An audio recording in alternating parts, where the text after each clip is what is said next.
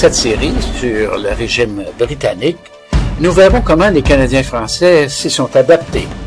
Nous allons voir également l'anglais vraiment débuter le développement du territoire et à l'organiser. Les Américains, une menace? C'est à voir.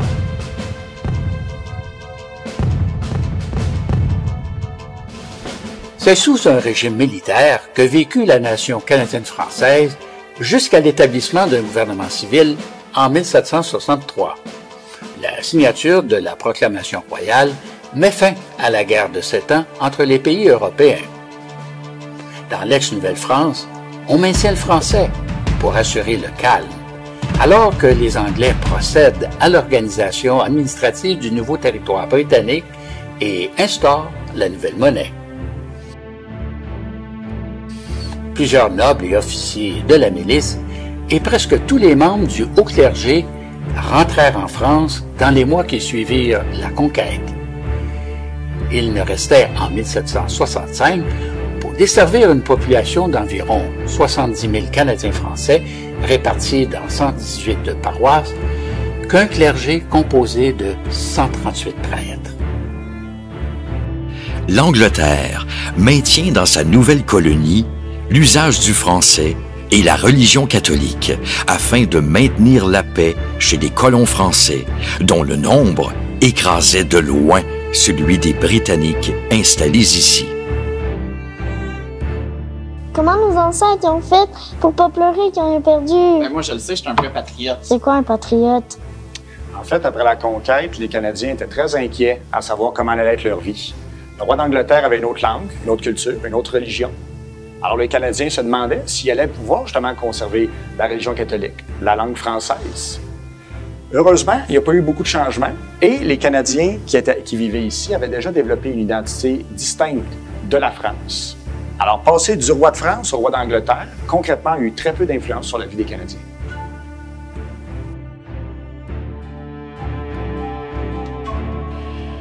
Le général Jeffrey Amherst fut le premier gouverneur sous l'occupation militaire de la Nouvelle-France de 1760 à 1763. Après la reddition de la Nouvelle-France en 1760, les nations amérindiennes s'inquiétèrent de l'envahissement de leur territoire par les Anglais et se révoltèrent. Amherst, le conquérant, devient gouverneur abject en réalité. Il introduit les couvertures contaminées pour décimer les nations indiennes. Pourquoi? Parce que peut-être après la conquête, se disait-il, ces hypocrites, ils vont se soulever encore parce qu'ils ont beaucoup d'Amérindiens qui sont avec ceux qu'on a conquis, les Français. Et c'est comme ça que quelques décennies ou une décennie et demie plus tard, un dénommé Pontiac, un Algonquin, un gars téméraire, un grand chef, va se soulever contre le pouvoir anglais. Et comme preuve, ça démontre que nous n'avons pas de passé génocidaire, nous les descendants de la Nouvelle-France. Le soulèvement des Indiens, Pontiac et compagnie, qui disent « si on peut gagner contre les Anglais, on va les mettre dehors parce qu'on veut rétablir un État franco-indien. » Parce qu'à l'époque des Français et de Montcalm, nous avions de meilleurs échanges. Parce que les Français, ils étaient peu nombreux, apprenaient notre langue, pénétraient dans notre culture. Et la preuve est justement Pontiac qui avait cette idée. Et il va le faire, il va presque réussir, mais malheureusement, les Anglais vont trouver quelqu'un pour l'assassiner et ce sera un Iroquois, les Iroquois étant à la solde des armées britanniques. Mais encore là, les Français de la Nouvelle-France, après la conquête, n'agissent pas en faveur de Pontiac. Pourquoi? On explique ça par le fait qu'on était désabusés, parce qu'on avait été usés par les guerres, parce que le clergé nous avait dit d'être dociles. Mais si on avait repris les armes, probablement que la loi du nombre qui jouait avec nous et avec les Indiens, nous aurions pu culbuter les Anglais et faire ce que Pontiac rêvait de créer, un État franco-indien. Cette guerre poussa par la suite le gouvernement britannique à modifier sa politique à l'égard des Amérindiens. Cette révolte força le roi Georges III à faire la proclamation royale de 1763. Nouvelle-France étant abolie, le Canada devint Province of Quebec. Les autorités britanniques cherchent à assimiler les francophones vivant sur le territoire en adoptant la proclamation royale. On cherche à imposer la fidélisation des francophones. L'immigration française fut interdite, mais pendant ce temps, les francophones continuaient de se reproduire allègrement. La province avait perdu énormément de territoire, ne se limitant pratiquement qu'à la vallée du Saint-Laurent. À noter que le terrain concédé aux Amérindiens empêche les 13 colonies américaines de se déployer vers l'ouest.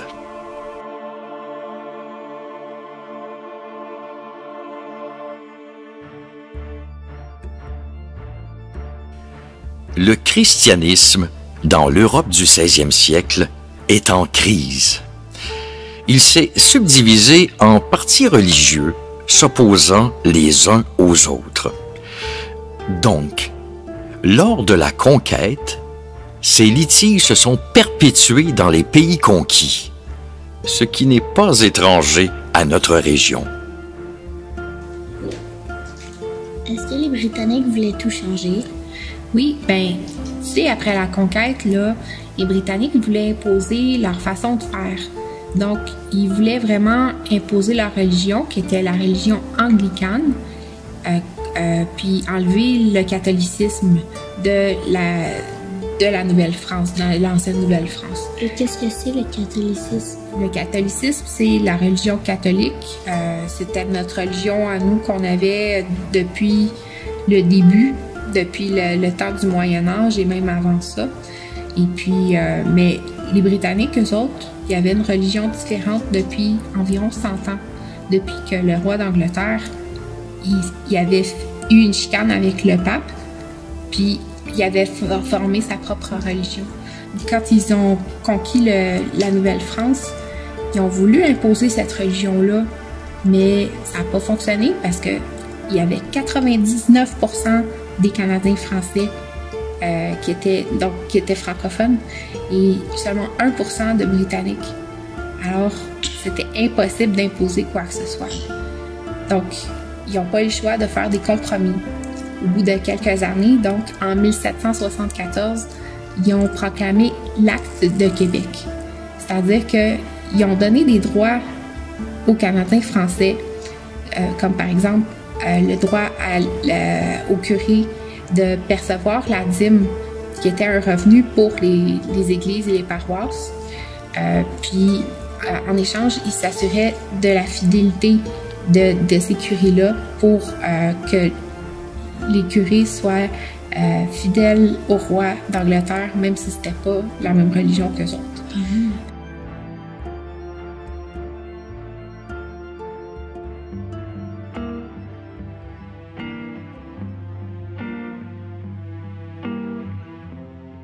Après la conquête, le Canada compte 90 000 habitants francophones et uniquement 2 000 Britanniques. Il est donc important de prévenir chez les francophones tout soulèvement et surtout leur enlever la tentation de s'allier aux rebelles américains qui contestent de plus en plus l'autorité du monarque britannique. Le Parlement britannique, donc en 1774, vote l'Acte de Québec, qui redonne aux habitants francophones le droit français en usage à l'époque, la coutume de Paris, leur permet de continuer de pratiquer leur religion, abolit le serment du test pour toute personne qui veut exercer une fonction publique au Canada et permet aux paroisses de continuer de percevoir la dîme.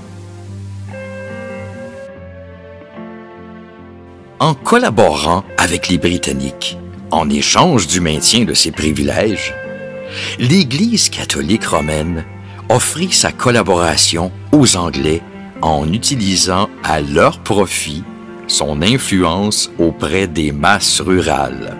Le curé avait pleine autorité sur ses paroissiens, Son pouvoir émana de la diversité des activités auxquelles il se mêla dans sa paroisse.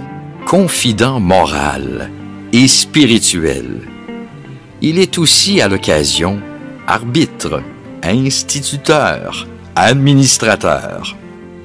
En percevant la dîme et en gérant les revenus de la fabrique, il joue aussi, à l'échelle locale, un rôle économique non négligeable.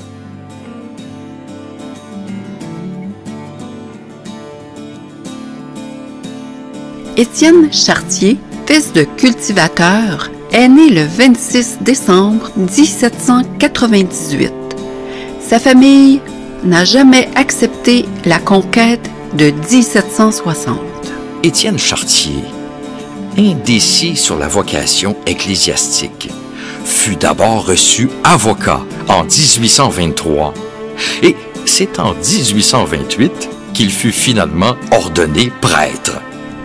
S'infiltrant peu à peu dans le milieu patriote de Québec, Chartier fait très tôt la connaissance de Louis-Joseph Papineau. Il ne tarda pas à devenir très actif en siégeant à tous les comités. De plus, il s'est signalé par la violence de ses propos, surtout dans ses sermons où il vitupère le gouvernement britannique et le régime colonial. Il s'en prend également à ses supérieurs, Monseigneur Lartigue le considérant comme une tête croche. Surnommé l'aumônier des patriotes, il était le curé de Saint-Benoît des Deux-Montagnes de 1835 à 1837 lors de la Rébellion. Ouais, l'aumônier des patriotes. Je sais même pas comment j'ai eu ça, ce surnom-là. Peut-être parce que je connais Papineau. J'ai souvent parlé avec lui, hein, mais on se choque à noir quand on parlait de l'Empire britannique. Mon grand-père, il devait avoir 28 ans à l'époque de la conquête. Mon père puis lui, ils portaient pas un sanguin à leur cœur.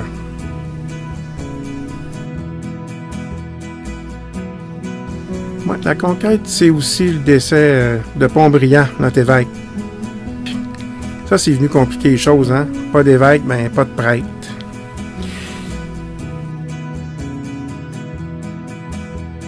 Après la conquête, c'est surtout l'assimilation. Les Anglais, ils ont essayé de tout nous enlever. Toutes nos traditions.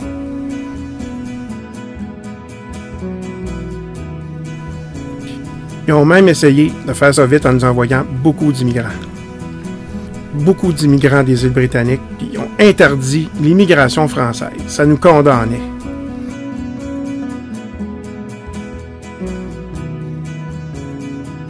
Heureusement, il y a eu la revanche des berceaux.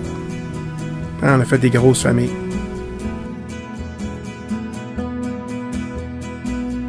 Il a fallu se battre, hein? 11 ans.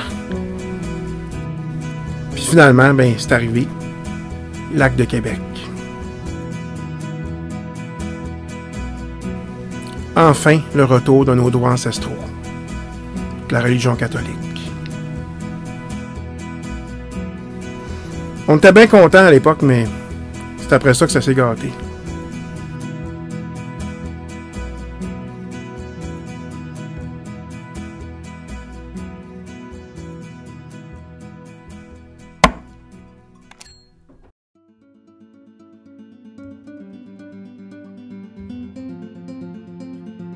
En 1640 arriva en Nouvelle-France le premier notaire.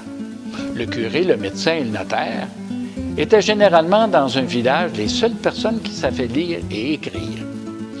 Aussi, la mission du notaire était de consigner les événements de la vie socio-économique des habitants de la Nouvelle-France. Contrat de mariage, rédaction de testament, achat d'une terre ou d'une maison, vente d'un commerce, inventaire successoral, donc importance de connaître ce que possédaient les habitants à cette époque. Et même, on a vu des plans de bâtisses et d'édifices publics être consignés dans un acte de notaire. Aussi, les minutes des notaires, ces documents qu'ils ont signés et conservés précieusement dans leur voûte, constituent une mine de renseignements inégalée pour les chercheurs et les historiens.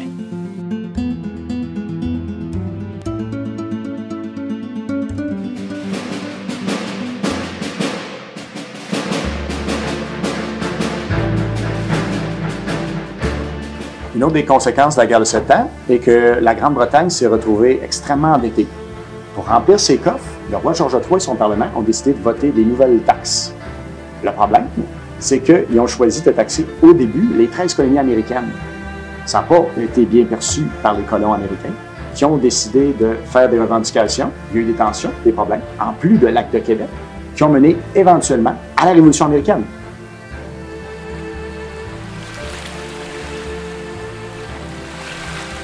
Les 13 colonies décidèrent de s'unir. Les conflits armés s'amorcèrent donc en 1775. La Déclaration d'indépendance des États-Unis fut votée le 4 juillet 1776. Déclinant l'invitation à se joindre à la rébellion, les Canadiens français étaient satisfaits de l'Acte de Québec. Et surtout, ils vivaient sous la gouverne autoritaire du clergé, qui condamna avec énergie l'envahissement du Québec par l'armée révolutionnaire américaine en 1776. George Washington déploya 2 armées, une pour attaquer Montréal et une autre pour attaquer Québec. Ce fut un échec. Les troupes américaines se replièrent pour poursuivre la lutte contre la Grande-Bretagne sur leur territoire.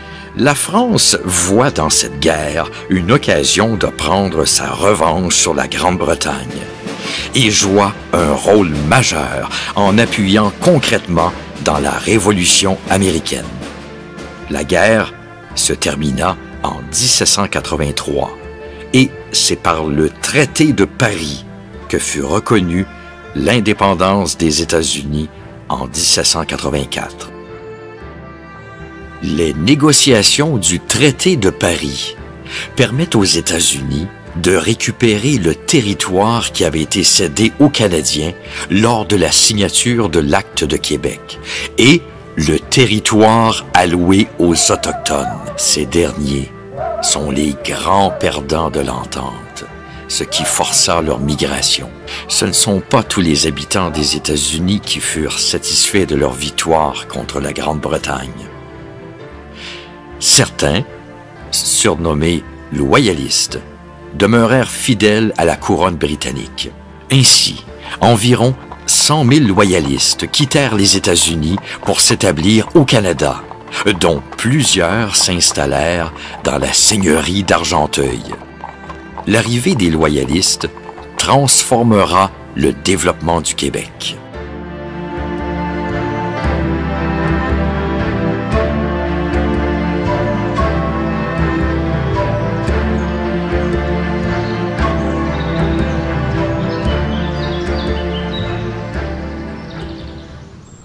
La décennie 1780-1790 marque un tournant dans l'histoire de la colonisation de la région naissante des Laurentides et met fin à l'homogénéité ethnique et religieuse de la colonisation.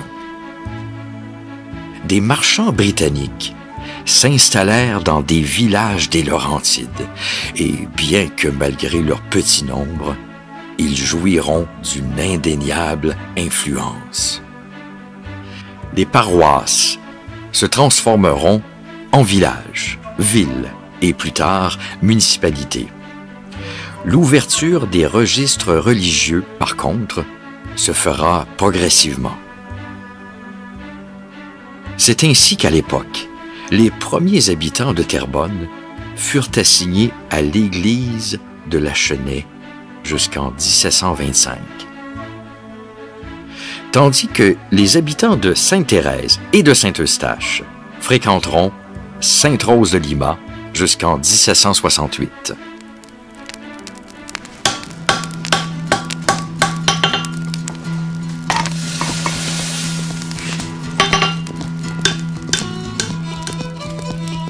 Je vous l'étudie. Le fameux feu là, de l'église à Sainte-Rose. On était tout juste après la conquête là, des Anglais. Ce qui fait que là, l'évêque, il pouvait même pas faire venir des curés neufs de l'Europe. Il avait même pas là d'en former des nouveaux. Fait que là, ça a été compliqué. Là. Les paroissiens de Sainte-Rose voulaient rebâtir l'église à la même place. L'évêque voulait la bâtir un peu plus au nord. Les paroissiens ont écrit une lettre. Puis l'évêque était bien insulté de ça. Ils ont même privé de culte pendant presque 10 ans. Ce qui fait qu'ils ont bâti une nouvelle église juste au bord de la rivière des Prairies. Puis ça, c'était pour desservir, parce qu'à l'époque, Sainte-Rose desservait Blainville puis la rivière du Chêne. Mais là, la chicane étant pognée, l'évêque a décidé d'emmener ça l'autre bord de la rivière. Puis c'est ce qui a donné lieu à plein de développements au nord de Montréal. En effet, en 1768, l'évêque du Québec, Monseigneur Briand, après l'incendie de l'église de Sainte-Rose, voudra en profiter pour la relocaliser, ce qui attisera la colère dans Sainte-Rose. Une requête particulièrement agressive des paroissiens outragera l'évêque de Québec, qui n'entend pas reculer d'un pouce. Il interdira à tous les prêtres du diocèse l'administration des sacrements à quelque habitant que ce soit du district de Sainte-Rose. Le culte ne sera restauré dans cette paroisse qu'en 1781. L'ex-curé de Sainte-Rose, M. Petit, dut donc, un peu à contre-cœur, s'installer sur le chemin de la rivière du Chêne à l'automne 1768. C'est de là que, désormais, il desservit, outre les colons de cet endroit, ceux de la seigneurie de Blainville et ceux du nord-ouest de Sainte-Rose. Mais le prélat n'était pas au bout de ses peines, puisqu'une autre querelle allait éclater entre les fidèles de ces deux seigneuries au sujet de l'emplacement de la chapelle sur la Grande Côte.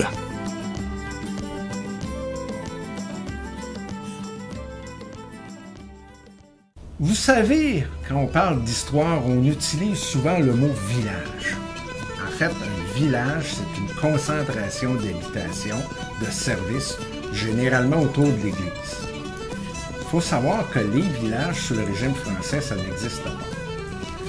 L'église, elle est en plein champ, à peu près partout. Au mieux, il y a un ou deux notables, parfois le seigneur qui a son manoir à côté ou pas loin, mais c'est à peu près tout. La notion de s'imaginer que quand on arrive près de l'église, il y a le bureau de poste, la caisse populaire, la boulangerie, tout ça, là, c'est des choses récentes. Quand on va se ramasser dans les seigneuries où il n'y a plus de terre à concéder, où il y a trop de monde, on va parler de surpopulation des seigneuries, bien, les aînés et les gens qui vont développer des métiers vont commencer à se rassembler autour de l'église. Et c'est comme ça que, petit à petit, dans les 20 années qui suivent, les villages vont commencer à s'implanter partout au Québec.